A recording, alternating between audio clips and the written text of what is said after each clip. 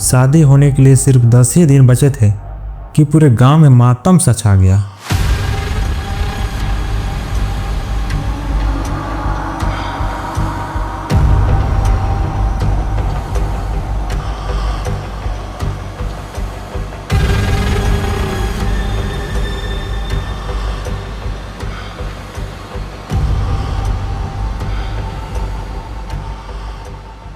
शादी होने की किसको खुशी नहीं होती है, सबको होती है।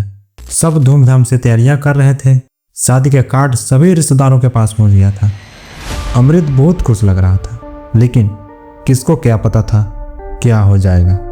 उसके बुजुर्ग माँ बाप को एक सहारा मिल रहा था कि हम लोग अब आराम से जिंदगी जिएंगे, लेकिन शायद भगवान को यह मंजूर नहीं थी। जिस किसी के साथ अमृत अपना सुख दुख बांटना चाह रहा था, वही ने उसकी जान ले ली। ऐसा अमृत के साथ हुआ क्या था, तो जानेंगे इस वीडियो में, जब आप इस वीडियो में लास्ट तक बने रहेंगे। इस कहानी की शुरुआत होती है 3 महीने पहले से, यानी इस वर्ष के मार्च महीने से। अमृत लकड़ा जिला सूरजपुर ग्राम जजगा ऊपर पारा का रहने वाला था। अमृत शादी के लिए लड़की ढूंढ रहा था, लेकिन अमृत को लड़की नहीं मिल रही थी। कुछ दिन और ढूंढने के बाद उसको ग्राम घोघरा में अमृत को एक लड़की मिलती है, जहाँ उस लड़की का नाम था पुष्पा करकेटा। एक दूसरे को पसंद भी आ जाते हैं। दोनों के परिवार वाले आपस में मिलते हैं और 6 मई 2025 को दोनों की शादी भी तय कर देते हैं। अमृत बहुत खुश था इस शादी को लेके, क्योंकि बड़ी मकसद के बाद अमृत को लड़की मिली थी। घर में तैयारियां जोरों शोरों से होने लगी, सिवाय लड़की वालों को छोड़ के। लड़की का एक बॉयफ्रेंड था जिससे वो बेहद प्यार करती थी, लेकिन वो डर के मारे लड़के वालों को बता नहीं सकी, क्योंकि घर वाले मना किए थे। लड़की का बॉयफ्रेंड गाँव ही का था, तो घर वाले भी जानते थे और गाँव वाले भी, लेकिन किसी ने भी अमृत की शादी को तोड़वाने के लिए कोशिश नहीं की। वो भी इसलिए कि अमृत बहुत सीधा साधा लड़का था और बातचीत करने में भी बहुत अच्छा था। दोनों की शादी हो जाती तो बहुत अच्छा जिंदगी व्यतीत करते। वहीं गांव का उसको बॉयफ्रेंड के बारे में सभी जानते थे कि कैसा नशेड़ी और गुस्सैल, देखने से ही लग रहा है। इसलिए इस बारे में लड़के वालों को बात नहीं की गई, ताकि दोनों को शादी ना टूटे। शादी होने के लिए सिर्फ 1 ही महीने बचे थे और सभी धीरे धीरे शादी की तैयारी में जुट गए थे। 26 अप्रैल की रात को अमृत घर से निकलता है, किसी को भी बिना बताए, और उस दिन से घर से गायब हो जाता है। 27 अप्रैल के सुबह से शाम तक इंतजार किए, लेकिन अमृत शाम तक घर नहीं लौटा। घर वाले बहुत परेशान हो गए। अमृत इतना बड़ा हो गया था, लेकिन घर में बिना बताए कहीं नहीं जाता था।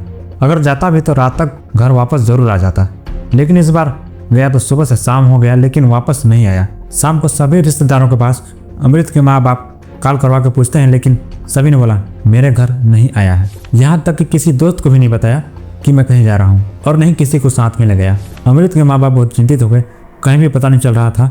नहीं दोस्त को बताया और नहीं घर में। 27 अप्रैल को सुबह से शाम तक इंतजार करने के बाद अगले दिन यानी 28 अप्रैल को परिजन जाके थाने में गुमशुदगी का रिपोर्ट लिखवाते हैं, और पुलिस भी जल्द ही तैयार हो जाते हैं अमृत को ढूंढने के लिए, क्योंकि 10 ही दिन में उसकी शादी होने वाली थी और घर से अमृत गायब था। पुलिस वाले कुछ भी शक करते थे, मर्डर भी हो सकता था या अमृत किसी लड़की के साथ भाग भी सकता था, क्योंकि आजकल अक्सर ऐसा होता रहता है। शादी होने से पहले अपने गर्लफ्रेंड या कहीं ठग जाते हैं।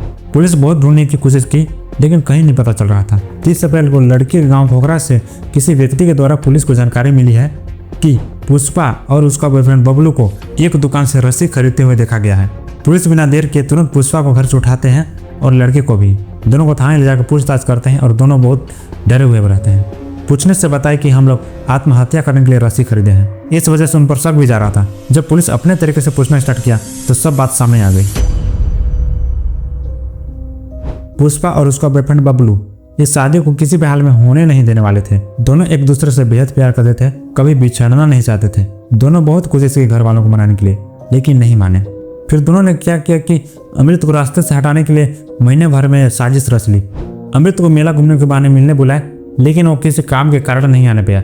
दोनों का प्लान फेल हो गया। इस बात से दोनों बहुत नाराज हो गए कि इस बार उसको रास्ते से हटाना था, पर आया ही नहीं। लड़की के गांव में किसी का शादी होने वाला था। कुछ दिन बाद फिर दोनों ने प्लान करते हैं कि इस शादी में अमृत को बुलाते हैं और मौत की नींद सुला देते हैं। अमृत शादी में आने के लिए मान भी गया। अमृत घर से बिना बताए 26 अप्रैल की रात घर से निकलता है। पुष्पा शादी जगह न बुला के गाँव से दूर बंदा कॉलेज जगह में बुलाती है। पुष्पा के बॉयफ्रेंड गगन टोप्पो बबलू, गांव में उसको बबलू के नाम से जानते थे। बबलू उस जंगल में पहले से ही कुल्हाड़ी लेकर मौजूद था। पुष्पा अमृत को अपने बातों से उलझाती है और पीछे से बबलू आकर धड़ाधड़ कुल्हाड़ी से वार कर देता है, जिससे अमृत का मौत वहीं पे हो जाती है। दोनों प्रेमी जंगल में गड्ढा करके लाश वहीं पे गाड़ देते हैं। दोनों अपनी गलती कबूल करते हैं और 1 मई को अमृत का शव सबकी निशानदेही पर तहसीलदार, मृतक के परिजन, गांव के सभी लोग अधिक संख्या से और सभी पुलिस प्रशासन द्वारा खुदाई करते हैं और लाश को बाहर निकालते हैं और पोस्टमार्टम के लिए भेज देते हैं। पुलिस दोनों प्रेमी को हिरासत में ले लेते हैं और दोनों को जेल भेज देते हैं। तो ये थी अमृत की कहानी। ऐसा आप में से किसी के साथ ना हो, शादी करने से पहले आप होने वाली वाइफ या हस्बैंड से ये बात जरूर पूछ लें कि आप कहीं किसी से प्यार तो नहीं करते, ताकि आपके साथ ऐसा ना हो। तो मिलते हैं अगली वीडियो में। अगर आपको ऐसा वीडियो देखना पसंद आता है तो इस वीडियो में मिलते हैं। तब तक के लिए बाय।